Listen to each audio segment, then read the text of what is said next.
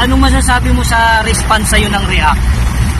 Yung sa una po, nagulat ako, tsaka natakot ako. Kasi unang-una siyempre pagka inalo ka ng breaker, tsaka tulong, parang iniisip mo, may babayaran kang malaki.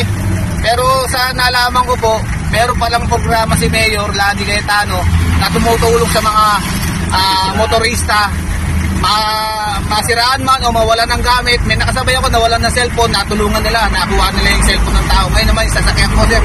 Ayan, LP100, na-shoutout ako. Ngayon, inalok nila ako ng towing. Hindi ko binigay kasi iniisip ko, magbabayad ako. Pero dahil sa programa ni Mayor, isang tulong pala to sa mga motorista, hindi na po ako na-towing. Sila na mismo gumawa ng sasakyan ko. Nagpatawag sila ng mekaniko, technician, nagtulong-tulong po sila. Dahil po nagkaroon ako ng problema, may mga kasama ako.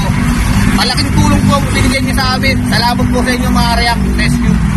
Lalong-lalo na po kay Mayor Lani Cayetano at kay Sir Danny Tanye Beral, hepe ng TMO. Sana po, habang buhay na buhay ang programa niyo yan.